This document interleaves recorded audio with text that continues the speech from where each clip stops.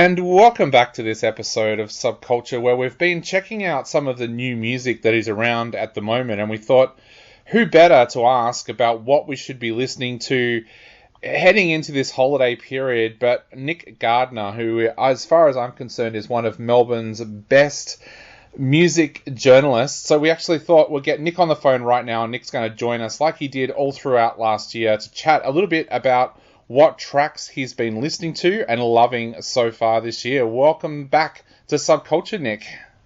Good day, Dave, and hello to all the listeners, and happy 2024.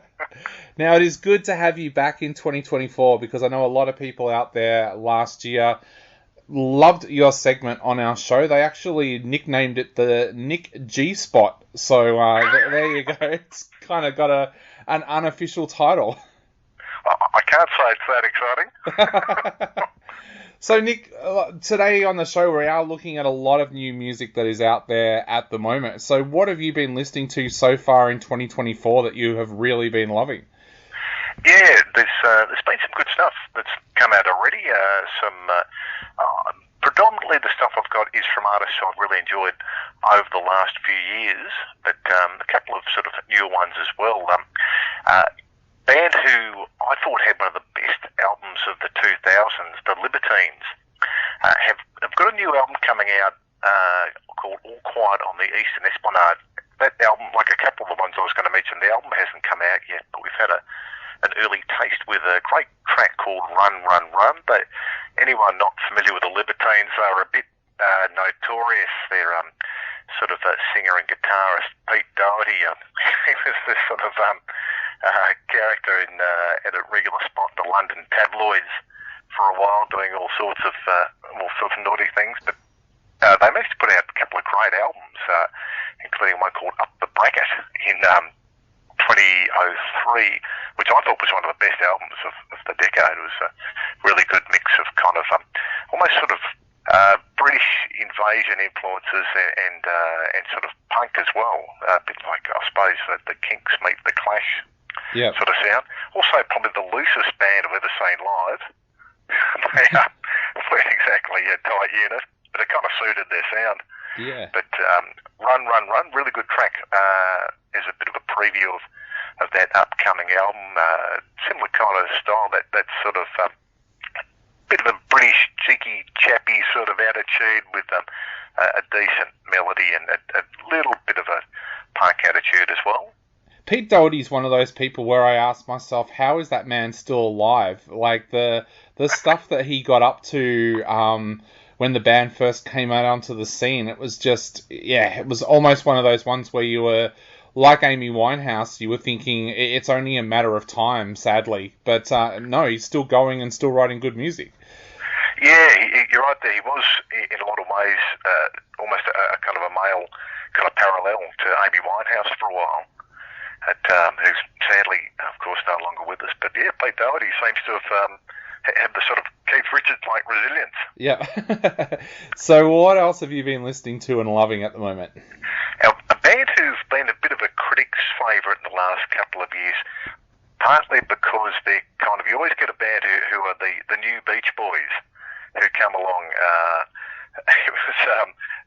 All sorts of bands over the years have kind of been anointed with that title. Like Animal Collective was the one a few years ago. They were a bit more kind of avant-garde, but they did had that sort of Brian Wilson kind of experimental spirit. But a band who perhaps leaned a bit more toward the pop side of the Lemon Twigs.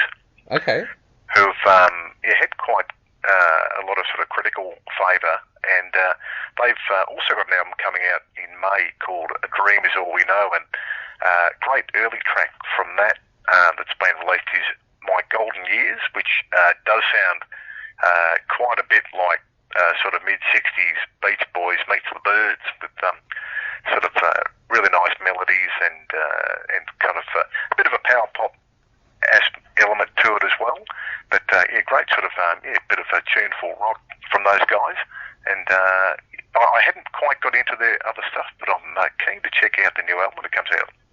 I'm keen to take that, listen to that track now, because I absolutely adore the Beach Boys. People quite often say to me, are you a Beatles fan or are you a Rolling Stones fan? And I say I'm a Beach Boys fan. Like, I absolutely adore their music. I don't think any band ever in history has been able to do a melody or a harmony the way that they did. It's just, they're amazing. He was on or he still is probably on another plane, Brian Wilson. He was just a phenomenon, and you had those, like you saw in those movies and documentaries, these sort of conservatory-trained musos. We're just sort of amazed by him, his intuitive abilities. Yeah. And there was an amazing album a few years ago that I think a lot of people missed out on. Wilson Phillips actually released an album where they were covering their dad's music. Oh, okay. So it was the Mamas and the Papas and also the Beach Boys, and it's an amazing album. Yeah, if you haven't had a chance to take a listen to that, go and check that out, because it's, one of those really, really beautiful albums. I would have to check that one out. Another really interesting record coming up will be Bright Future by Adrian Lenker, who is, of course, the kind of lead singer and one of the main songwriters with Big Thief, who have been one of the sort of preeminent, I suppose, old country Americana bands of the last few years, and who did a huge show at the Forum a couple of years ago. It was absolutely packed. And Adrian Lenker is a terrific songwriter and has put out, as an early taster of that record, a terrific track called Sadness as a Gift, a really nice sort of lilting acoustic song that if you like that sort of kind of current sort of alternative folk, even though it's a bit of a horrible expression, you'll absolutely love that one. It's a really nice track from her, and a little bit more, I suppose, produced than some of Big Thief's stuff, which they went from occasionally a bit more of a ragged sort of sound. This has got sort of strings and a bit more orchestration in the background. Awesome. And you mentioned about seeing them live as well. What was she like live? Yeah, they were a little bit of a mixed bag live. I thought they occasionally sort of noodled around a little bit at one point. They're generally pretty good, and they can certainly play live.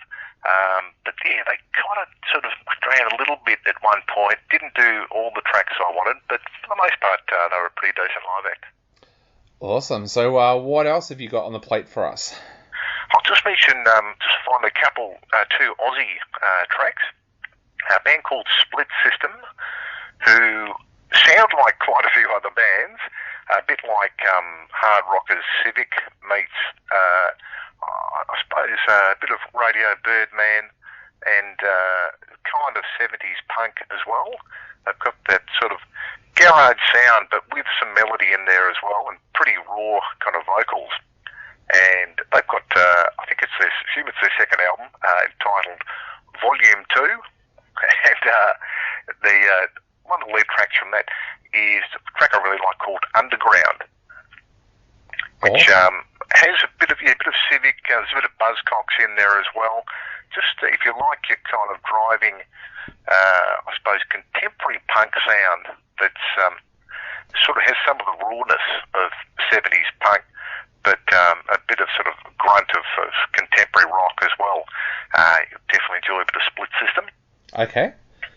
And just finally, another local band who have been around a little while and I think have developed a pretty big following. I hadn't really sort of got into them, but I do like the track from their latest album. This is the band Royal Otis, and track called Fried Rice, of all things, from their album Prats and Pain, which I think is named after the pub that was next door to where they were recording the album in, I think it was in London.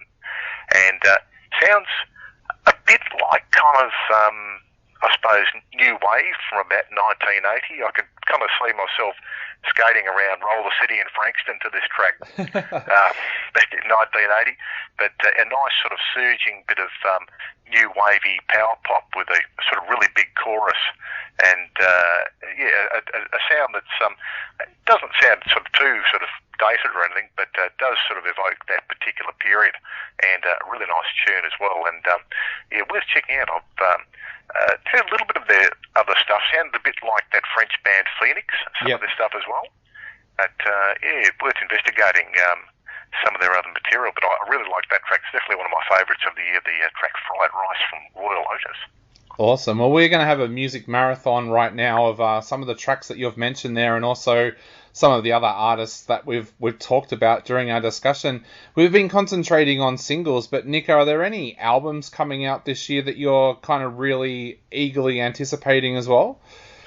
Yeah, and those ones from the Lemon Twigs and Adrian Lenker, they're coming out in May. Adrian Lenker's one's coming out actually next week. And the Libertines album's out a little bit later in the year. An album that has actually just come out, and I haven't really seen many reviews for it. I think it's only been out a week or so, is the band Hooray for the Riff Raff. Yep. Who are kind of in that, I suppose, Americana alt-country area as well, but with a bit more experimental, few sort of avant-garde kind of elements to them. They're basically the singer and songwriter Linda Segarra, who has put out some terrific records. Their latest one's called The Past Is Still Alive. Yep. And sounds kind of similar to their other stuff, but which is a good thing. And if you like that sort of Americana sound with some pretty provocative lyrics as well. And I really like the track Hawk Moon off that one.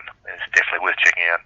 Okay, well, we are going to play all of those tracks right now in a music marathon. So, Nick, we'll let you go for this week, but hopefully we can get you back in the next couple of weeks to talk music once again. No worries. Thanks, Dave.